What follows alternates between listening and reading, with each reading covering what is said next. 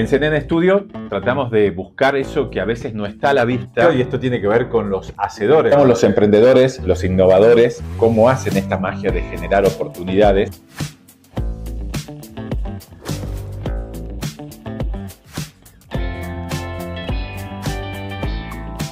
¿Qué tal, amigos de CNN Studio, de Hacedores? Hoy tenemos una misión secreta. ¿Y por qué tenemos una misión secreta? Tenemos a un ex agente de Interpol. Ustedes dirán, ¿qué tiene que ver con los emprendedores? Mucho, porque maneja información clave para cualquier emprendedor. Y es salteño y es del norte, nuestro gran norte potente, lo cual es un orgullo, pero hoy está trabajando en otra cosa. Pero él nos va a ir llevando por su historia. Fernando Navarro Trinca, salteño, pero que ha ido por distintos lugares del mundo y terminó en Interpol y ahora está en China. Contame primero tu inicio, bienvenido. Gracias, Y José. qué estudiaste y cómo fue todo tu proceso que fuiste saliendo de Salta. Bueno, muchas gracias por recibirme también. No, por favor. Por todo lo que conlleva de volver a casa Ajá. y que te reciban tan amablemente, porque si bien soy salteño, pero hace muchísimos años que no vivo en Salta. ¿A qué edad te fuiste? A los 23. ¿Con qué título Y ya. bajo el brazo? Y con Relaciones Internacionales, con Ajá. la licenciatura en Relaciones Internacionales, que curiosamente hice un año presencial y todo el resto lo rendí libre, porque tengo una mente volcánica, entonces me aburría ir a clases, entonces decidí hacer todo libre. En tu familia, cuando vos dijiste voy a estudiar Relaciones Internacionales, Sí. ¿no te decía qué vas a hacer? Creo que estaba bastante común porque tengo raíces internacionales, entonces en mi casa mi mamá hablaba en italiano y en otros idiomas también, y abuelos de otros lados, entonces siempre hubo... El mundo estaba ahí. El viaje siempre estuvo naturalmente en nosotros. Ajá. Y siempre con la intención de decir, también está bueno mostrar lo propio Ajá. en el mundo, entonces también tuvo siempre esa inquietud en la carrera. Bien, salís de Salta con tu título bajo el brazo Sí. y te vas a Chile. ¿Y a qué te vas a estudiar a Chile? Me voy a una academia militar a hacer un posgrado sobre inteligencia y seguridad. En la academia militar, yo como argentino y civil, no tenía grado, entonces, o sea, grado militar, entonces me incorporo a la academia y hago en paralelo otro posgrado en el mismo momento en la USACH, en una universidad muy prestigiosa también en Chile, y termino las dos carreras, los dos posgrados. ¿Ese otro posgrado de qué era? Era de política internacional y en una universidad sumamente diferente a lo que es una academia militar, ¿no? Mucho dos más a la- abierta, sí, a la vez. ¿Y por qué crees que tenías esa capacidad? ¿O por qué crees que tenés esa Soy capacidad? muy inquieto. Ajá. Pero creo que también es cuando uno absorbe mucha información, después falta conectar Ajá. una cosa con otra. Entonces creo que la inteligencia es también conectar, que eso después en inteligencia se llama la creación de inteligencia. Cuando uno tiene mucha información, es información. Hasta que uno no transforma esa información en algo operativo, no se transforma en inteligencia. Bien. No estamos hablando de inteligencia artificial y empieza a tener un montón de conexión con esto. Pero vamos a hablar de la inteligencia en cuanto a la seguridad. Sí. Nuestro amigo Fernando, salteño, se va a Chile, hace estas dos carreras y luego... Luego gano 3 becas, una para ir a Suecia, otra para ir a Azerbaiyán, que la tomo al principio, y después gano otra beca para irme a China. Bien. De esas 3, elijo China. ¿Por qué elegís China? Porque ¿Qué año es eso más o menos? En el 2013, Bien. 2013 ya gano las 3 becas casi en el mismo momento, y China era fascinante, era diferente, pagaban bien porque eran becas también pagas eran 2 becas para toda Argentina, y era del gobierno central chino que daba como a jóvenes Brillantes, o destacados. por lo menos que veían algo interesante Ajá. en mí, y gané esa beca, y sin dudar dije, esta es, y me fui para allá. Por más que eras una persona con gran capacidad de adaptación, de ir buscando nuevas cosas, ¿cómo fue, no sé si fue choque, pero el impacto de una cultura, creo que para nosotros occidentales, totalmente distinta, la China? Sí, Es sí. esa primera impresión. Creo que también ese choque hasta es medio atractivo para los cerebros como el mío, que necesita justamente Adrenalina de algo nuevo. adrenalina abrir la cabeza para aprender de lo que está pasando y que no se conoce. Entonces, por eso cuando estudiaba porque no conocía. Entonces, me gustaba entender qué estaba pasando. Y China era el desafío diario. Digamos, todos los días. Desde pedir un chicle hasta trabajar, sí. era todo un desafío. De comer, porque comés con palitos, no tenés cubiertos. Y vos no venías ni acostumbrado a eso. No, para nada. Entonces, pero sí con la iniciativa de decir, vamos por algo diferente, porque uno ya es diferente en el cotidiano, que vamos a hacer normal. No, vamos a buscar algo diferente. Ese era el objetivo más que nada y eso era. Mirá que es bastante difícil, los seres humanos decimos, sí, nos encanta lo diferente, vamos, en el fondo todo el tiempo tratamos de aferrarnos a lo conocido, a lo establecido, así sea malo, Sí, o, digamos, claro. y no ir hacia lo cual vos sos de los distintos dentro de la especie, de ir a buscar. Contame algo que te acuerdes de frustración, de mal momento, de haber estado en una cultura totalmente distinta a la que teníamos de un chico del norte de Argentina, de Latinoamérica, occidental. Sí, de tranquilidad, de estar en familia, de estar con los amigos, a un día, nada. Vos y la mochila. Nada. En la otra parte del mundo no había forma de volver. Porque eso es lo que te pasa en los primeros días. Quemaste las naves, digamos, no hay... Todas. Entendiendo que había algo muy bueno, planeado y todo, etcétera, ¿no? Pero cuando te sentís el primer día, decir, acá estás solo. Soy yo, por mí mismo y solamente yo. Claro, y enfrentar justamente todas las adversidades que te complementan, pero que te asustan también. Si tendrías que definirme qué tiene la cultura china, en pocas palabras, ¿qué me dirías? Sumamente diversa, volcánica también ordenada. A su forma son sumamente ordenados. Uno va y dice, bueno, hay muchos autos, muchas motos, muchas luces. Pero todo respeto un tiene sistema. un orden justamente que es productivo, ¿no? Ese caos que uno por ahí ve en nuestras calles, es decir, esto no puede ser productivo. Allá ves un caos más o menos parecido, pero ese caos sí es productivo. Ese caos lleva a otra cosa, a otra transformación, que eso es lo que pasa. Como hay tanta gente, cada cosa que se pone a prueba es mucho más acelerado. Ahí tenés 1.500 millones de personas para acelerar cualquier tipo de proceso, acá menos. Entonces, eso lleva también como secreto de la sociedad. Contame cómo Fernando termina siendo, y esto es lo que dije al inicio, un agente, como me gustaría a mí, el 007, de Interpol, un salteño en Interpol. Sería el nombre de una canción de un grupo de los 80, un salteño en Interpol. ¿Cómo terminas en Interpol? Advierto que hay cosas que Fernando no va a poder contar dentro de la entrevista y vos me dirás hasta acá llego y hasta acá no, de lo que podamos ir indagando. Agradezco también esas consideraciones. No, por favor. Sí, además es evidente por el trabajo de muchos años que tuve y me involucré, como hago con casi todo, al 100%. Entonces pongo las 24 horas a disposición a proyectos y gente que nunca veré y a cosas que nunca sabré cómo se terminaron de desarrollar. Pero eso es también el objetivo y la naturaleza de algunos trabajos. Y dentro de eso estando en China, ya había terminado otra maestría, otro posgrado, en una universidad muy prestigiosa para mí en China, que también para mí me catapultó, me posicionó de una manera muy relevante, porque mis profesores eran diplomáticos de primera línea del partido, del Estado chino. Del Estado chino. Políticos, pensadores, filósofos. Entonces, ¿cómo no aprender de esa primera línea, ¿no? Y una curiosidad es que teníamos semanas de ir todos los días a clase. Todos los días quiere decir de lunes a lunes, sábado y domingo incluido. Iban a clase. Claro, porque recuperábamos los días que teníamos vacaciones, entonces íbamos a clase también esos días. Y yo pensaba, la primera fue un shock y sí, ¿por qué voy a ir? Pero si ve el profesor que le están pagando y es como un sufrimiento, pero porque tiene familia, ¿cómo no voy a ir yo? Digamos que el que tengo que hacer. Entonces, esa comparativa, digo, no, acá hay que hacer. Y por eso también llevo eso. Termino la carrera, que también me conectó con empresas importantes de China, y ahí empecé en el mundo empresario también en China. Entonces trabajé con una petrolera china, con PetroChina, con otras empresas también del Estado chino, y que hacíamos recursos naturales, hacíamos como yo representaba la empresa china para América Latina, o tenía esos mecanismos.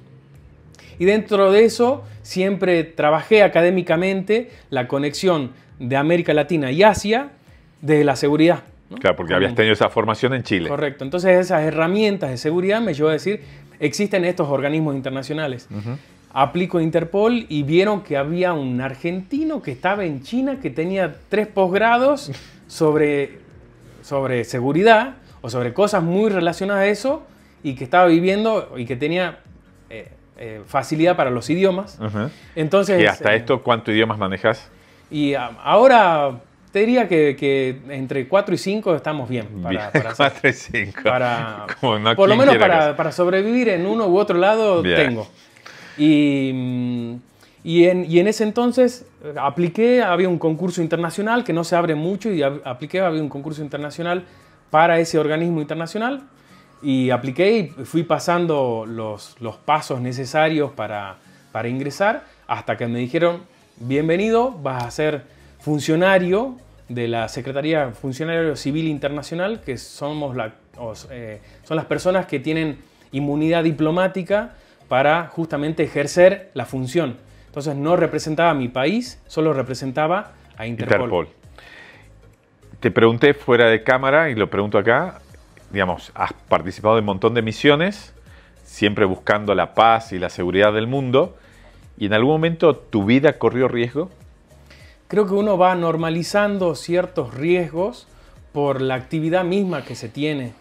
También te comentaba justo antes que tuve años de que tuve 60 vuelos en un solo año. Eso quiere decir muchos viajes durante una misma semana en distintos países, de distintas conexiones, o sea, muchos aeropuertos, muchas esperas. Por eso solo viajo con una mochilita y nada más. Aprendiste a viajar liviano todo el tiempo. Toda la vida. Y en eso uno va absorbiendo ciertos riesgos que les va tocando como funcionario, justamente que tiene mucha visibilidad, ¿no? Entonces, para nosotros, cada vez que nos movíamos a un país, llamábamos mucho la atención. Sí. Entonces, evidentemente, también los colegas de muchos países que agradezco tantas veces, que han protegido la vida de los convoys, las personas que vamos en grupo. Dentro del o equipo. Por ahí me tocaba viajar solo. Entonces nos ayudaban justamente para limitar esos riesgos. Que esas cosas sean el mayor bajo perfil posible y con la mejor inteligencia de uso de los recursos. ¿Y por qué te fuiste de Interpol? Digamos, todos soñaríamos con ese cargo de Interpol y ahora vamos a lo que estás haciendo ahora actualmente. Hice 7 años de Interpol, donde tuve distintos grados dentro de la Secretaría General. Empezar como agente, que es verdad que empecé como agente de Interpol, y después empecé, que es un título más, empezar a ser un project manager, o sea, director de proyectos de una especialidad dentro de Interpol. Y llegué al punto de decir, bueno, está bastante bien, me di los lujos profesionales, primero de haber conocido mucho América Latina. Me conocí casi todos los países de América Latina y el Caribe. Con Asia justamente, entonces poniendo a disposición ese conocimiento. Ese vínculo. Y ese vínculo, porque hay que crear que lo que hace Interpol es la diplomacia de la seguridad. Entonces, cuando hay 2 países que tienen un caso que no saben cómo desarrollarlo, apoyar a esos países en cuestiones técnicas, tecnológicas o de jurisdicción para facilitar esos procesos y llevar adelante seguridad. Llevar adelante casos que puedan promover una mayor justicia en algunos casos. Ese es el objetivo, ¿no? Y llega a un punto de decir, bueno, son momentos que son muy difíciles para mí, llega un momento de mi etapa de vida, soy un ser humano también, a decir, bueno, ya puse mucho, me di el lujo, ayudé a personas que no sé quiénes serán, ni saben quién soy, pero es el momento también de repensar que este conocimiento extraordinario en algún sentido de conocer mucho América Latina y Asia, tiene otro valor también desde la parte privada, desde la parte de construir puentes para el comercio, construir puentes para otras En tu historia todo el tiempo está lo de conectar, construir algo que genere valor, digamos, que haya una realidad que sea superadora a donde vos encontraste y todo el tiempo estás conectando. Y ahora donde estabas yendo, ¿qué estás haciendo ahora? Y nuevamente con la bendita China, claro, que te tiene conectado ahí en tu historia, digamos, ¿no? Yo creo que también eso, momentos de la vida que te hacen torcer un poco el manubrio. Ajá. Decir, bueno, esta es mi persona, esto es lo que me pasa, esta es la familia, este es el corazón, esta es la energía. Entonces poner en otro vuelco productivo que también le sirve a mucha otra gente, que es lo que estamos haciendo. Hoy en China, yo vivo la gran parte del año en China, y la otra parte... ¿En qué parte de China vivís? En Hong Kong. En Hong Kong. Que sería lo más occidental para nosotros para entenderlo. Sí. Sí, que en realidad también digo Hong Kong, pero paso también mucho tiempo en Guangzhou, que es al sur, en la provincia del sur del Cantón, que se dice en español, donde hay muchísimo comercio, muchísima industria, las ferias estas internacionales pasan en Cantón. Entonces ahí donde con mi empresa que hago desde China exporto. Entonces hacemos todos los armados de negocios desde China. Bien. Vos haces negocios B2B, si se entiende, da servicio a empresarios. Claro. ¿Y cómo ves hoy de analizar el empresario del norte argentino con su mirada con China? ¿Qué oportunidades hay ahí? ¿Y qué crees vos que tiene que cambiar de ver varios ya casos su cabeza para eso nuevo, digamos? Siempre tuvimos como una cuestión medio de duda sobre China, siempre desde una mirada más occidental, Estados Unidos. ¿Qué hay ahí de oportunidad? Creo, mirá, en estos últimos 7 meses viajé con 76 empresarios de Argentina. Es un número muy importante. Muy importante. Para empresarios también de empresas muy relevantes en la economía de Argentina. Donde con ellos mismos tener la cara a cara en la charla, decir qué me está pasando, que tengo que elegir otras cosas. Son momentos donde el empresariado debe moverse, no por una coyuntura local solamente, sino hay una coyuntura geopolítica global que apunta a que el empresariado también mediano y grande necesita moverse y adaptarse a una nueva realidad, ¿no? Y hoy el empresariado también del norte de Argentina necesita desenlazar algunas cuestiones comerciales, o sea que es la importación de 8 intermediarios, y necesita lanzarse a entender que el camino es siendo dueño de sus propios costos, tener más cercano la decisión estratégica empresarial de enfrentar al mundo. Y eso es enfrentar al mundo, es enfrentar a China. O sea, enfrentar a China es decir el camino, porque el mundo va a China a comprar. ¿Por qué todo el mundo y los argentinos no? ¿Por qué van los rusos, los namibios, los de El Salvador y los gringos y nosotros no? Entonces necesitamos ese movimiento, es decir, es más una cuestión cultural que estamos teniendo de mirada. Es un cambio cultural también esta visión, es decir, dejo de depender que la fábrica alemana, que nunca fue una fábrica, sino una stamp, una marca alemana que hizo fabricar cosas en el sudeste asiático, que la manda 3 veces a Argentina. Me meto un tema coyuntural. Las grandes marcas, digamos, de lujo incluso, italiana, francesa y demás, China hizo una acción que diría que súper arriesgada y que llamó mucho la atención, decir, cuidado, toda esta calidad que venden estas marcas, la hacemos nosotros, China, como una rebeldía hasta de diplomacia, declarando y poniéndose como, no pierdan de vista que aquí comienza a ser el eje del mundo. ¿Y qué hay en eso? Y que esa creación es de muy buena calidad. Porque lo que quiere romper en esa afrenta de soft power, de poder blando, ¿no? De mostrarse que, mirá que esta calidad que vos pensás que es europea, es de acá de China. Es China. O sea, es para romper con el mito de los años 70, 80 de China va a producir a una baja calidad. Eso ya quedó tan atrás y que ha sido utilizado por otros países, decir, no, siguen haciendo mal, compren a nosotros porque hacemos bien. Y eso ya no tiene sentido. Sin ir más lejos, los iPhones están hechos ahí, digamos. Claro, el diseño de California, pero hecho en China. Entonces, como también hay otros países en el sudeste asiático que tienen un potencial tremendo, Indonesia, Malasia, Vietnam, Filipinas mismo, que es una potencia textilera impresionante. O sea, el mundo todavía no conoce lo que está pasando en Asia porque también nos absorbió un poco la venta de los países tradicionales, ¿no? De venta. No es un espacio que hablemos de geopolítica, pero me encanta aprovecharte, tu mirada. ¿Cómo crees que va el mundo de esta cuestión entre Estados Unidos y China? ¿Y cómo se va a terminar de resolver esto? ¿Qué va a generar esto? ¿Oportunidades? ¿Conflictos? Ambas cosas. Mira, si vos estudiás en la historia misma los flujos de los grandes poderes, ¿no? Siempre China, India, fueron grandes imperios del mundo. Después viene el imperio persa, cae el imperio romano, cae el imperio británico. Se llama la Pax Británica, la Pax Americana. Y ahora estamos en un momento de una Pax pseudoasiática, que no quiere decir paz, sino control. Control. ¿No? Entonces, dentro de eso, vemos que siempre se han repetido en la historia justamente 2 o 3 imperios o culturas, que la China fue siempre, constantemente, hace 3000 años para acá. Y tuvimos este último tiempo que Estados Unidos tuvo mucha participación y una innovación increíble. Los años 10, 20 y 30 de Estados Unidos fue la luz de tanta oscuridad por tanta guerra en el mundo. Entonces, debemos a esa luz la visión de los estadounidenses también de crear justamente proyectos productivos para el mundo, ¿no? De asentar justamente la paz en el mundo de eso. Pero evidentemente ahora creció nuevamente China, que es lo que venía pasando durante milenios. No es que China no estuvo, siempre estuvo. Y ahora se retransformó justamente con esta nueva aparición de la tecnología, etc. Pero China va a llevar adelante conflictos y oportunidades para los argentinos, para los países no alineados del conflicto. Vemos las dos cosas en el mismo momento, oportunidades y crisis.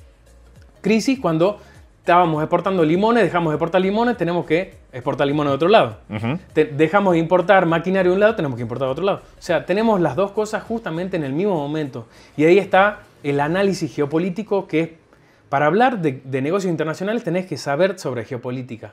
Porque hablar de negocios internacionales, de un container mínimo, tenés que saber si hay una guerra en alguna parte del mundo, vas a ver que el conflicto te eleva los precios del container. Digamos, es más, invertir en la bolsa te demanda esa mirada de la información, digamos. Entonces, entender justamente qué está pasando en los diarios, en el mundo y cómo se vende eso, es también analizar una decisión de negocios internacionales sobre todo.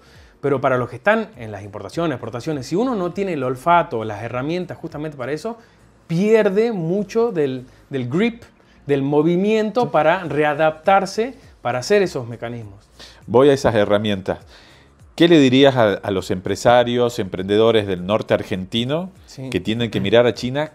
¿Qué tienen que tener en la cabeza, en los skills que tienen que adaptar para esta época, para poder entender y aprovechar y subirse a esa ola? Animarse a viajar, animarse a entender, y si eso todavía no pasa, asesorarse, estar con grupos que entiendan todo esto, porque es necesario ver que el mundo tiene una complejidad actual que es difícil de solventar, pero en el mundo se están haciendo negocios extraordinarios justamente en estos momentos. Tienen un skill, una habilidad que se tiene que tener, que es leer qué está pasando en el mundo. Adaptarse, estudiar qué está pasando en el mundo. No hay que dejar de que no te absorba la emergencia local.